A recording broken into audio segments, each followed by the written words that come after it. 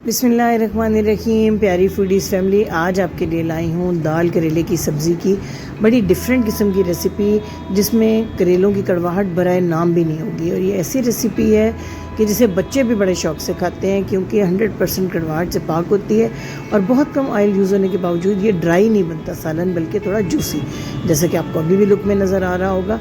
तो आपने पूरी रेसिपी को गौर से देखना है ताकि आप बिल्कुल ऐसा ही अच्छी लुक और अच्छे टेस्ट वाला सालन आसानी से तैयार कर सकें। पहला काम जो आपने करना है, आधा किलो ये करेले थे मेरे पास, इनकी छाल उतार के पूरे 2 घंटे इनको नमक लगा के अपने रख देना है। करेले अपना पानी रिलीज़ करेंगे, हाथों की मदद से दबा दबा के ये सारा पानी अपने निकाल देना है। तो आपकी 50% कड़वाहट तो करेलों की इसी स्टेज पे दूर हो जाएगी। इसके बाद हम इनको एक पैन में करेंगे शैलो फ्राई, और शैलो फ्राइंग आपने करनी है तेज़ आंच के ऊपर। तेज़ आंच पर करने से ये होगा कि ये सौगी और ढीले से नहीं होंगे करेले, बल्कि क्रंची और क्रिस्पी होंगे और ऑयल बहुत थोड़ा जज्ब करेंगे। कम ऑयल जज्ब करने से ये बड़े लाइट होंगे करेले। और तेज़ आंच पर जब आप इनको अच्छी तरह ब्राउन करेंगे, इनका कलर अच्छी तरह से चेंज करेंगे, तो बिल्कुल भी कड़वाहट जो है मज़ीद इनमें से ख़त्म हो जाएगी। तकरीबन आपको 5 से 7 मिनट इनको फ्राई करना है। ये आप देख रहे हैं कलर, इस तरह के कलर में करेलों को ले आना है और ऑयल से निकाल के इनको साइड पे हमने रख लेना है। दूसरी तरफ जी मैंने लिए 1 पाव चने की दाल, जिसे मैंने 2 घंटे के लिए पूरे भिगो के रख दिया था। अब ये काफ़ी नरम और फूल चुकी हुई है। इसको हमने बॉईल करना है, 95% तक बॉईल करना है खुले पानी के अंदर।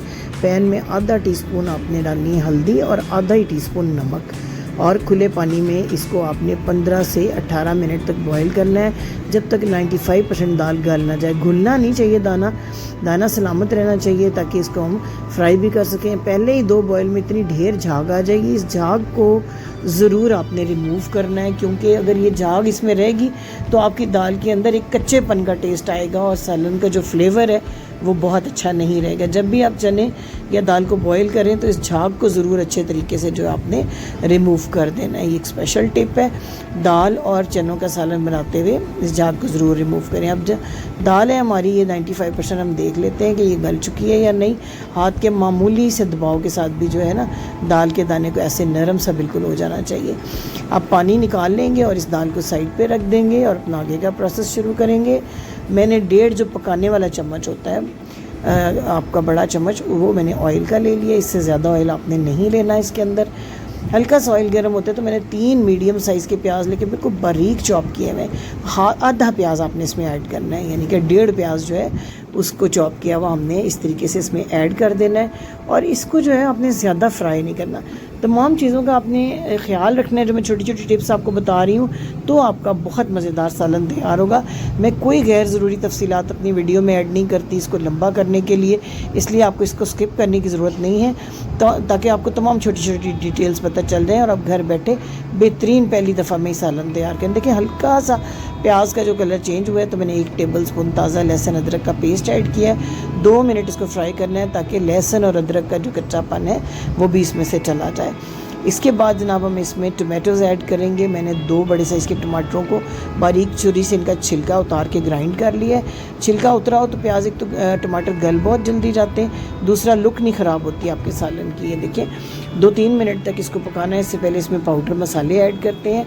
सिर्फ ½ टीस्पून अब आपने नमक डालना है, क्योंकि ½ टीस्पून हमने दाल को बॉईल करते हुए ऐड कर दिया था। आधा टीस्पून नमक, 1 टीस्पून सुरख मिर्च का पाउडर, आधा टीस्पून हल्दी। इन 3 बेसिक मसालों के साथ जो है हमने इसको 2 से 3 मिनट फ्राई करना है, ताकि जो सुरख मिर्च है इसका जो कच्चापन है, या हल्दी के अंदर जो कच्चा टेस्ट होता है वो ख़त्म हो जाए। साथ साथ टमाटरों का पानी भी काफ़ी हद तक खुश्क भी हो जाएगा और टमाटर जो है वो थोड़े से भुन भी जाएंगे। अब एक स्पेशल मसाला, बराबर मिकदार में सफ़ेद ज़ीरा और खुश्क धनिया, इसको मैंने किया हुआ है ड्राई रोस्ट और इसको दरदरा सा पीसा हुआ है। इस मसाले का एक भर के टीस्पून इस स्टेज पे ऐड करना है। इससे आप देखेंगे कि कितना स्पेशल और शानदार फ्लेवर आएगा आपके सालन के अंदर। ये मसाला मैं हमेशा रेडी रखती हूँ और सब्जियों में और कबाब के मसालों में से ऐड करती हूँ, और इसकी खुशबू और इसका फ्लेवर बिल्कुल यूनिक होता है। बहुत अच्छा इससे फ्लेवर आएगा। 2 मिनट तक इसको फ्राई करें, जब तक जो है बिल्कुल ऑयल ऊपर नहीं आ जाता। जब ऑयल ऊपर आना शुरू हो जाएगा तो फिर जो दाल हमने बॉईल करके रखी थी, पानी उसका हमने ड्रेन कर लिया था, इस दाल को ऐड करके तेज़ आंच पे पूरे 5 मिनट मसाले के साथ भूनना है। इसमें आपने भुनाई के टाइम में जो है वो कोई कमी बेशी नहीं करनी, क्योंकि दाल के अंदर अगर कच्चापन रह जाएगा तो आपका सालन बिल्कुल भी फ्लेवरफुल नहीं होगा। अगर आप वाकई टेस्टी सालन बनाना चाहते हैं तो तेज़ आंच पे इस दाल की इस तरीके से भुनाई करें कि बिल्कुल मसाले के जो तमाम टेस्ट है दाल में आ जाए, दाल के अंदर जो एक स्पेशल कच्चा सा फ्लेवर होता है वह बिल्कुल ख़त्म हो जाए, बिल्कुल ऑयल ऊपर आ जाना चाहिए। अभी तक अगर आप मेरे साथ हैं इस रेसिपी में तो ज़रूर चैनल को सब्सक्राइब कीजिए, लाइक कीजिए वीडियो को और बेल आइकन को प्रेस कर दीजिए, ताकि हर 2 दिन बाद जो हम आपको घर के आम मसालों से बनने वाली ये रोज़मर्रा काम आने वाली रेसिपीज़ देते हैं ये आप तक पहुंचती रहें, हमारा और आपका साथ जुड़ा रहे। जो नए पकाने वाले हैं, जिन बच्चियों ने नया किचन संभाला है या जो हज़रात अपने घर में अपना खाना खुद बनाते हैं, उनके लिए ये नहायत मुफीद वीडियो है। कोई गैर ज़रूरी डिटेल्स इसके अंदर मैं नहीं डालती हूँ, बिल्कुल वो तमाम चीज़ें हैं, जो वो तमाम टिप्स जिनसे कि आप बेहतरीन खाना अपने घर में ढाबा स्टाइल, रेस्टोरेंट स्टाइल बना सकते हैं घर के मसालों से, वो सब मैं आपको इस चैनल पे देती हूँ। तो वीडियो को शेयर करना भी फ्रेंड्स और फैमिली के साथ मत भूलिएगा। अगर आपको लगे कि दाल जो है वो थोड़ी सी लग रही है या मसाला ज़्यादा ड्राई हो रहा है तो आप 1 आध टेबल स्पून इस स्टेज पे पानी ऐड करते हुए भी इसकी भुनाई कर सकते हैं, लेकिन भुनाई अपने बहुत अच्छी सी करनी है ताकि मसाला भी स्मूथ हो जाए और दाल में अच्छा सा फ्लेवर भी आ जाए। दाल की भुनाई करते करते बहुत अच्छी इसमें से खुशबू भी आ रही है। बहुत ज़्यादा टाइम नहीं लगाता ये सालन तैयार होने में, लेकिन अगर इन टिप्स का ख्याल रखा जाए तो इतना लजीज ये सालन बनता है कि छोटे बच्चे भी बहुत शौक से खाते हैं। करेला आपको पता है हेल्थ के लिए भी बहुत बेनिफिशियल है और बच्चे जो हैं इसकी कड़वाहट की वजह से इसे खाने से इनकारी हो जाते हैं। तो इन टिप्स का अगर आप ख्याल रखेंगे तो दाल करेले का ये सालन बच्चों को भी बहुत पसंद आएगा। आप जनाब इस स्टेज पे फ्राई किए हुए करेले ऐड करें और इन करेलों को 2 मिनट तक दाल के साथ भूनना है ताकि करेले और जो दाल है एक दूसरे के साथ हम-आहंग हो जाए। तो फिर हम एक स्पेशल प्रोसेस करेंगे जिससे कि जो रही सही कड़वाहट है करेलों की वो भी ख़त्म हो जाएगी। ये देखें ऑयल जो है वो हमने इस हद तक थोड़ा सा करेलों को भूनना है कि जो दोबारा ऑयल अंदर चला गया सालन के वो फिर से सरफेस के ऊपर आना शुरू हो जाए और हमें लगे कि हमारे करेले भी जो है फ्राई होने के बाद भुन भी अच्छी तरह से गए हैं इस दाल के साथ। तो इसके बाद इसका नेक्स्ट प्रोसेस हम करेंगे। घर के आम मसाले और ख़ासतौर पे ताज़ा पिसे हुए जो मसाले हैं उनकी खुशबू ही और होती है और हेल्थ के लिए भी ज़ाहिर है कि ये बहुत अच्छे हैं और आपकी जेब के लिए भी अच्छे हैं। तो पैकेट मसालों से अवॉइड करें। इस स्टेज के ऊपर फेंटी हुई दही के 3 टेबल स्पून हम डालेंगे और जो प्याज आदि हमने बचा ली थी अच्छी तरह हाथों से दबा के उसका पानी आपने निकाल देना है और ये प्याज और दही मिक्स करके 2 मिनट के लिए दम देना है। इससे क्या होगा कि प्याज़ों की जो मिठास है उससे रही सही भी जो कड़वाहट है करेलों की बिल्कुल ख़त्म हो जाएगी दही की मदद से भी, और एक एक नवाले में आपको मज़ा आएगा। ये एंड पे जो ये कच्ची प्याज ऐड की जाती है ना वो इस सालन को एक बहुत ही स्पेशल फ्लेवर दे देती है।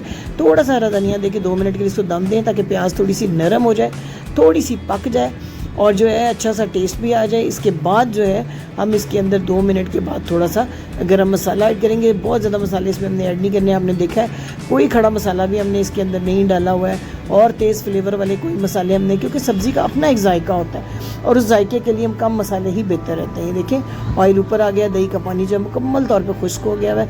अब ½ टी स्पून मैंने इसमें पिसा हुआ गरम मसाला ऐड कर दिया है। 2 मिनट के लिए मैं इसको मज़ीद दम दूँगी और इसके बाद हमने क्या करना है, इसके बाद आपने दम खोलते ही जो ताज़ा हरा धनिया ढेर सारा इसमें ऐड कर देना है और फ्लेम को कर देना है ऑफ़ ताकि वो बहुत नरम ना हो धनिया।